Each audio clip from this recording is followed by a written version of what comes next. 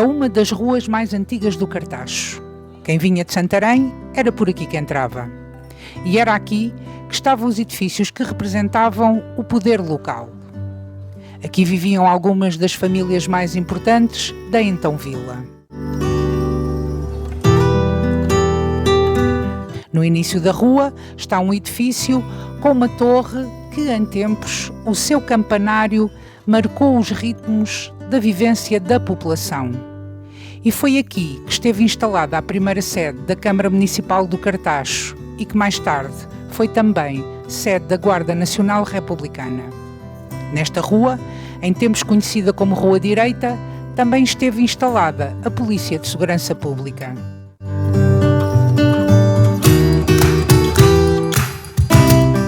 As ruas direitas nas povoações antigas são sempre as ruas mais antigas das vilas e das cidades. As ruas direitas nunca são direitas. Até dizemos quase sempre de brincadeira, quase sempre até são um pouco tortas. A Rua Direita faz a ligação entre o antigo Largo do Convento e o Largo de São João Batista. Isto é, quem viesse a pé do Largo de São João Batista subia a rua e vinha desembocar no grande Largo do Convento franciscano do século XVI. A Rua Direita, apesar de não se chamar assim desde, pelo menos, ou finais do século XIX ou início do século XX, muita gente ainda diz Rua Direita, mas chama-se desde o início do século XX Rua Mouzinho de Albuquerque.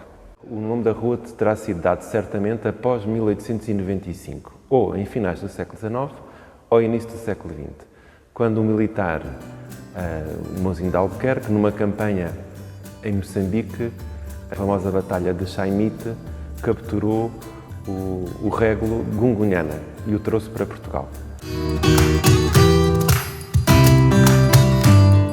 O país vibrou numa grande exaltação patriótica e grande parte das principais ruas das cidades e vilas do país passaram-se a chamar Rua Mouzinho de Albuquerque. A Rua Direita era então a rua mais importante da terra, a mais antiga, onde em tempos antigos viviam as famílias mais importantes, algumas que seriam de comerciantes, outros, como um pouco na Rua Batalhós, também pessoas ligadas aos ofícios.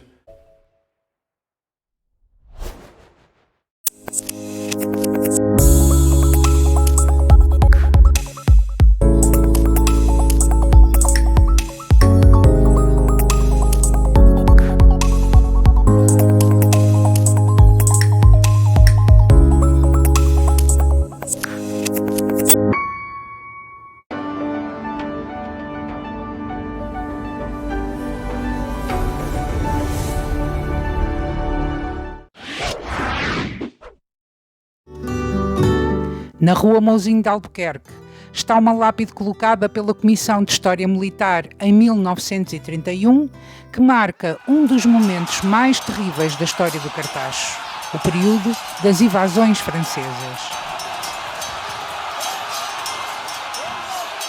Neste edifício viveu durante cerca de 5 meses, de 1810 a 1811, o marechal inglês Arthur Wellesley, primeiro Duque de Wellington, que comandou as tropas inglesas quando vieram em auxílio dos portugueses durante as invasões francesas pelo exército de Napoleão Bonaparte. Mas destaca-se na rua um edifício que felizmente permanece até aos nossos dias e felizmente em muito bom estado de conservação. É o antigo solar da família Sousa Lobato. Os Sousa Lobato tiveram uma grande importância na história de Portugal e tinham uma relação muito próxima com o príncipe regente, o futuro rei Dom João VI. Ligada a essa casa, que é um solar no casco histórico do centro do Cartaz, temos uma capela.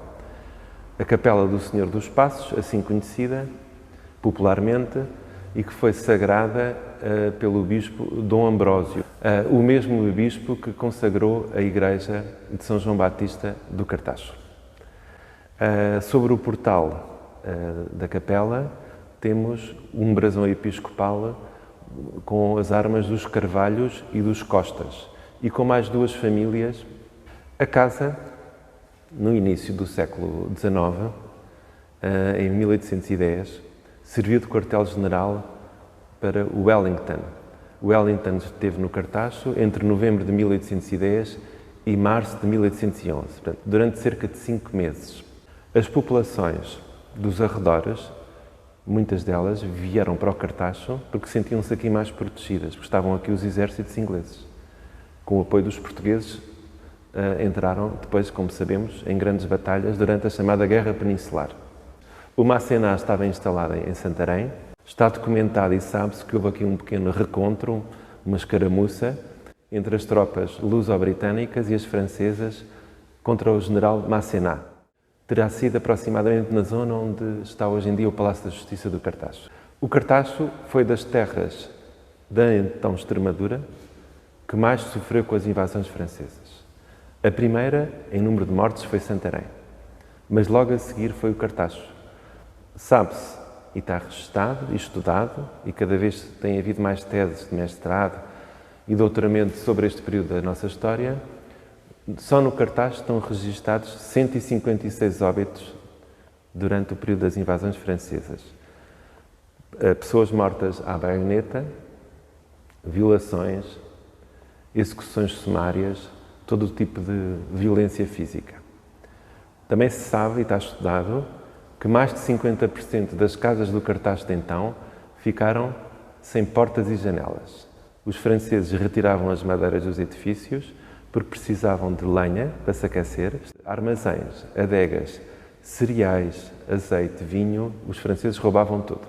E muitas pessoas, os lavradores mais abastados, os menos abastados, escondiam os seus haveres dos franceses, fugiam para o campo, escondiam os seus objetos de mais valor, incendiavam os cartórios das igrejas, roubavam os santos, derretiam as pratas, tiravam a talha dourada, violavam túmulos, tudo o que fosse o cartório de um padre ou de um bispo era tudo destruído, e por isso os registros paroquiais que existem em Portugal desde o século XVI, de 1811 para trás no Cartacho não existe absolutamente nada. Mas há aqui no nosso concelho várias exceções. Uma delas, muito curiosa e interessante, é a de Valdapinta. O padre da época de Valdapinta, António Teixeira Leitão, ao saber que os franceses se aproximavam, fugiu com os habitantes de Valdapinta para o campo e levou consigo os livros dos registros paroquiais. Levou consigo os livros todos. E quando voltou, depois de ter sido a invasão, havia muita gente que tinha morrido, ele conseguiu fazer os assentos de óbito das pessoas que tinham falecido e conservou esses livros todos. E por isso, por exemplo, quem é da aldeia de Valdapinta consegue remontar na sua genealogia até muito mais tarde do que quem é natural da Vila do Cartacho há várias gerações. Para Valada também temos registros paroquiais que vão até mais tarde, mas no coração do Cartacho, na antiga vila, não, devido ao incêndio, à destruição que os franceses faziam da documentação.